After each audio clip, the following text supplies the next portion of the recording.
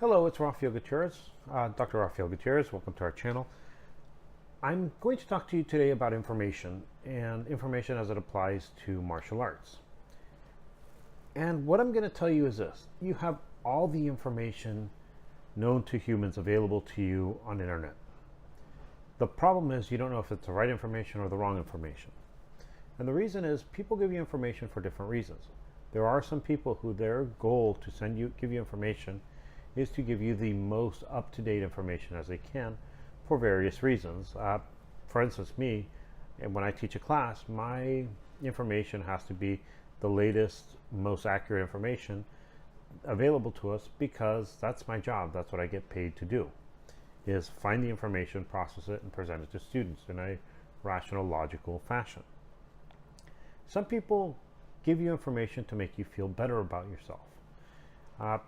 There are some people who feel like, oh, if I tell you how great you are and I can show you that you're better than everyone because of X, Y, Z, well, it makes you happier and it makes you want to like me more. There's a third reason, which I actually feel is everyone gives you information because they have something to gain.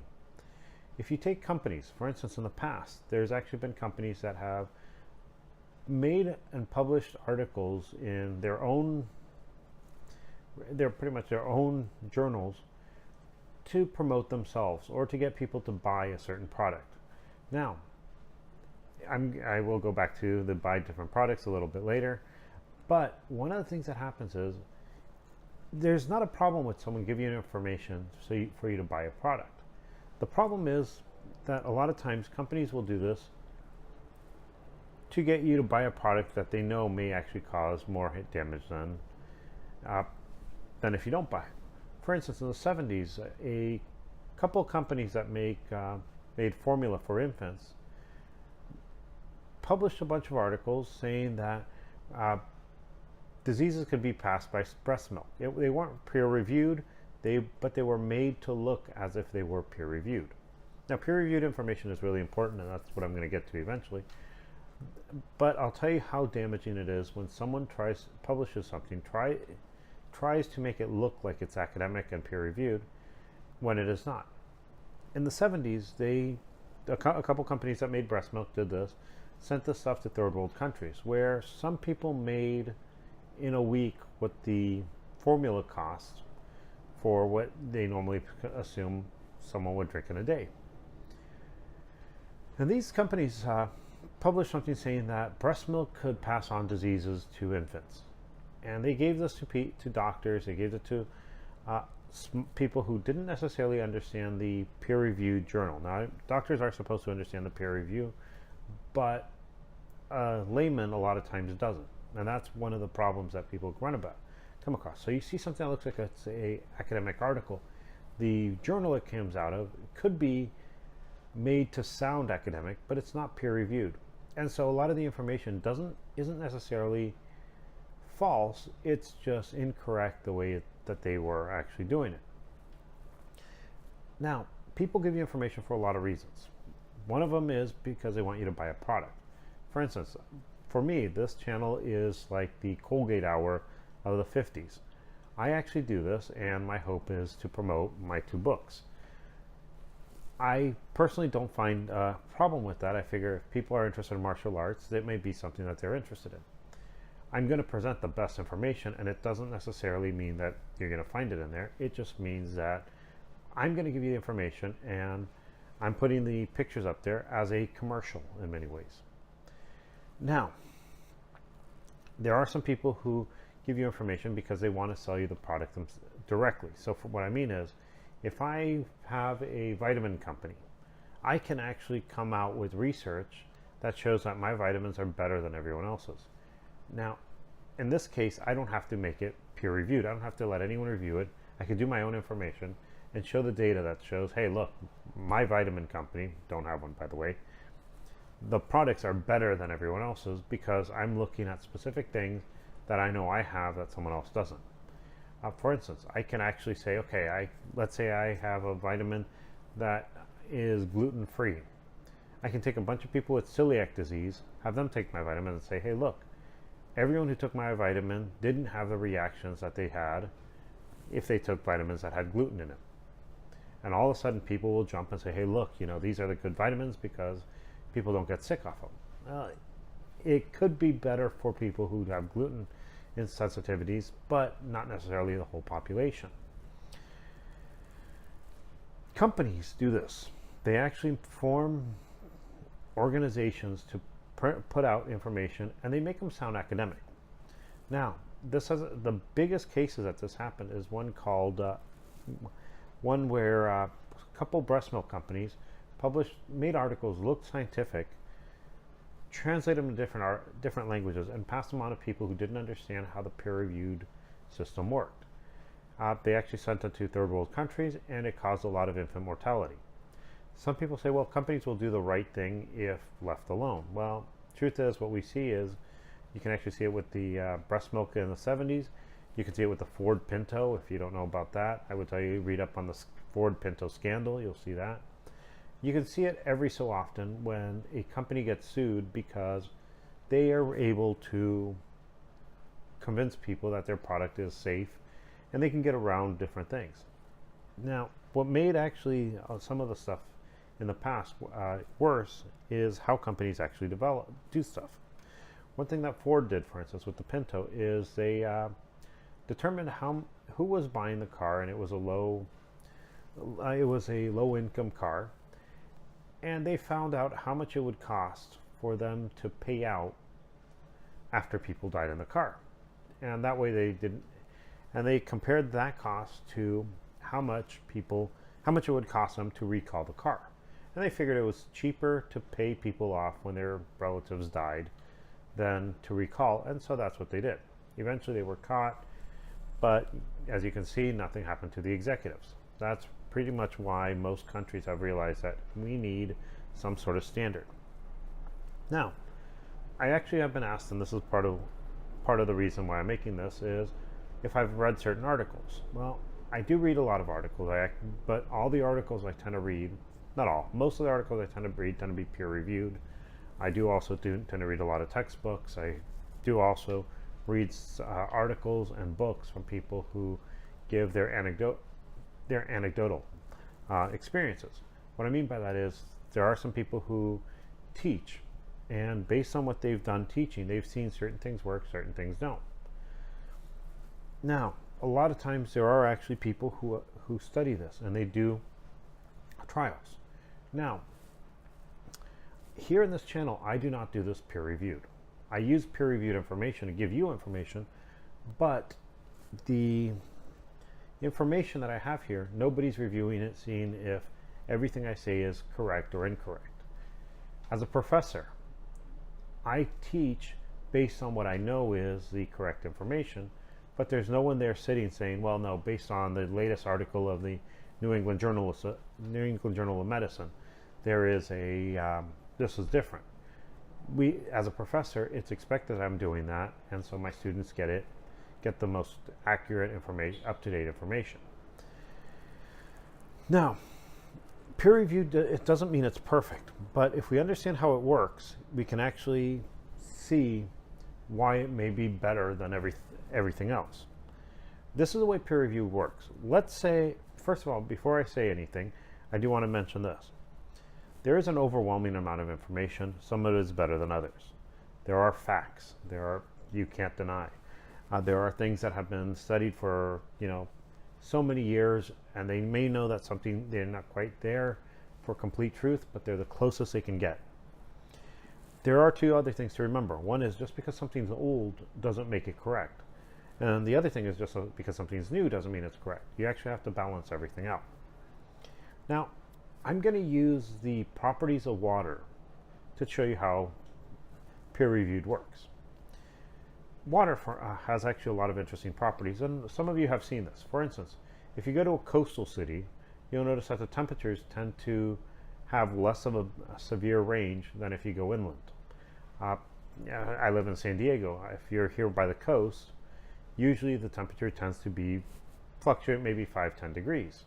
You go to East County, and sometimes you have fluctuations of 80-90 degrees. These are big changes, and the reason has to do with what we understand about water. Now, water has a couple properties. Back in, what was it, the 1700s, I think, a gentleman named Black actually came out with a study where he found that if you try to increase the temperature of water and you have ice in it, the ice will pull energy away, will pull heat away, so the water will actually remain cooler until the ice melts. We also know that if you have water, water has a tendency to pull heat when it's hotter outside than inside than in the water, and when it's colder, it tends to release it a lot quicker.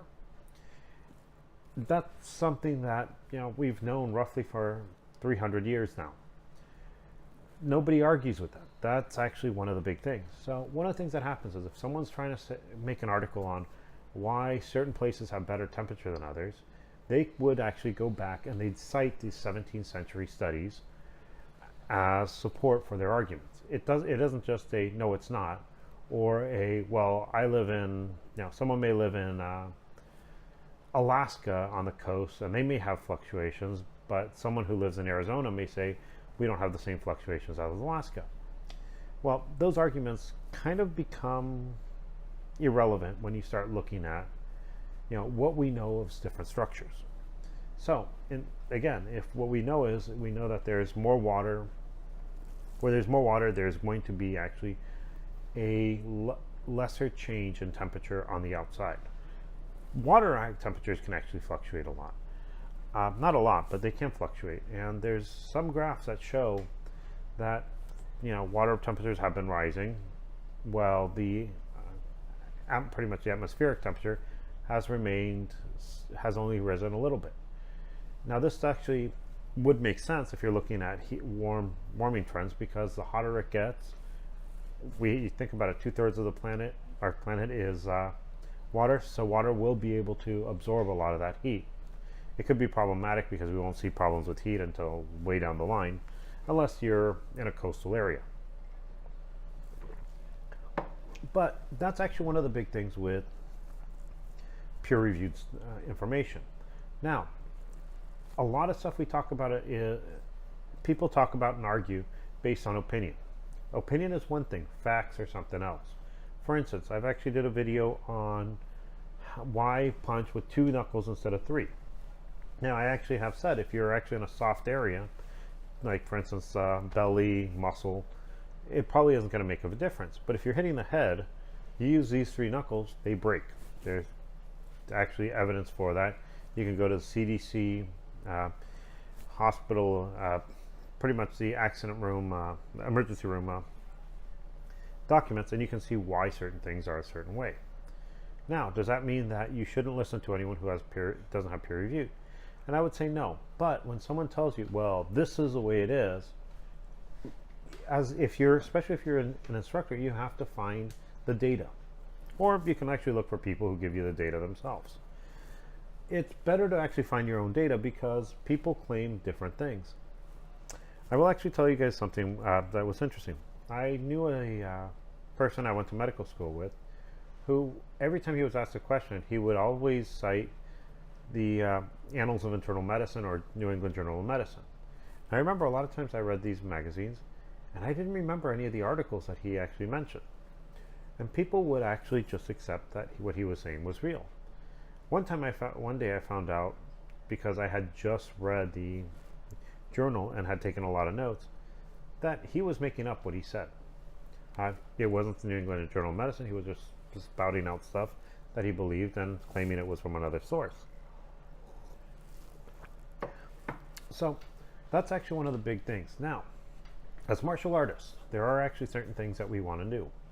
We want to have happier, longer, healthier lives. We want to be able to train when we're 100 years old. We want to avoid injuries. The way we do this is by getting the most accurate information on anatomy, physiology, microbiology, sports injuries, and work around that. We actually have to change the way we do stuff sometimes. A lot of people say, well, this is the way my teacher taught me, and he was a 10th Dan. But a lot of times these 10th Dans, sometimes they didn't understand the basic biology. They're teaching you what they were taught, which is fine. If you're learning the art for the sake of the art and that's it, that's it. But if you actually want to eventually move up, if you want to actually eventually understand it, you do have to go out and read other things. You can't just rely on one teacher. If you think about it, if you go to university or doctoral program, you don't have one teacher. For instance, in medicine, you'll have a professor for anatomy. Actually, you'll sometimes have 3 professors for anatomy, each one a specialist in their area, and then guest lecturers coming in who are specialists in that area. You'll have a couple professors for physiology, each one again being a specialist in their area. Microbiology, there's a lot of areas, and you can have guest lecturers and special speakers. Every class in pretty much medical school will be taught by at least one different professor. Then you go into clinic and you have someone who teaches you internal medicine, and that's not the same person who teaches you gerontology, which isn't the same person who teaches you surgery. You have people who specialize in a certain area. And as any professional student, anyone who actually goes to doctoral programs or even bachelor's degrees or an associate's degree, you come to understand that you need people who are specialized in certain areas to give you the most accurate information. Like I said, if you want to know the human body, you need to go to someone who is constantly studying the human body. It's not I read one book one day, it's constant. Now this is actually one of the problems, and before I actually mention that, if you are interested in learning anatomy, if you go to the playlist, there is an anatomy playlist which will give you a basic course in anatomy. And I say basic because if you want to actually know anatomy, you do have to go into other courses, other areas, and try to find out how, why. Now, I will actually mention this. There are some changes happening in academia. I've actually been working in a lot of places now, and I noticed that initially I noticed that some of the people who are teaching anatomy, physiology, and even micro were not really qualified to teach that class. Even in universities, even in doctoral levels, I actually worked at one doctoral program where I found out that the person teaching clinical anatomy didn't have a doctorate, even though they were teaching doctoral candidates, and they never had any clinical experience. To me, that was kind of embarrassing, mostly because a lot of the students had more experience with clinical anatomy than the person who was teaching it with me. But one of the things that happens is a lot of times schools have actually stopped using people who are actually trained in the area. Now this cheapens the school. I mean, there's no other way to say it. It cheapens the school, and when places that are involved in giving accreditation to school do this, allow this, and they do, what it does is it cheapens the educational system completely, and it really does make everyone question what is actually real. Now, again, it's one of the things that does happen. There are some people who are great at what they teach. They've been doing it. They've done the research. They've worked in the field. And that's not what I'm talking about. What I'm talking about is if you talk to any professor and they're honest with you, they'll tell you, oh yeah, there's a lot of people who are now teaching who don't have the background to teach what they're doing. And so in many ways, if you really want to know what's going on, if you're taking a class to learn something rather than just to pass so you can take the next class, it's up to you to actually go and evaluate things yourself. Not just with school, but in everything. If you're listening to me and you think, hey, this is great, evaluate it. Go to a place called PubMed. Go on website, go PubMed, and you have access to every article that's peer-reviewed based on the Institutes of Health. You can use that and you can read to see what is actually going on in health and fractures and sport injuries. And so the one thing as martial artists that I actually challenge all of you is to evaluate things yourself. Look to see if some of these things are what they're claiming to be, or if they're just people giving their opinion. Remember, there is a big difference between an opinion and a fact. Fact has to use, and pure facts have to be measurable. You have to be able to look at them. It's not a, well, I just want to believe this. It's a, there's evidence here. Without evidence, nothing matters. I know I didn't present evidence this time. I just mentioned my anecdotal. But if you're interested in learning more about anatomy, like I said, there's a video for this. If there's any topic that you'd be interested in, please let me know. Now again, one of the things I will tell you is I do read a lot. If there's an article you recommend, let me know, but I would ask you to see if it's peer reviewed, which means someone in that field who has no connection with anyone actually looked at it, saw that it's correct. Now, peer review doesn't actually always work the way it's supposed to, I will tell you, but it's the best we have. I hope you enjoyed this and have a nice day.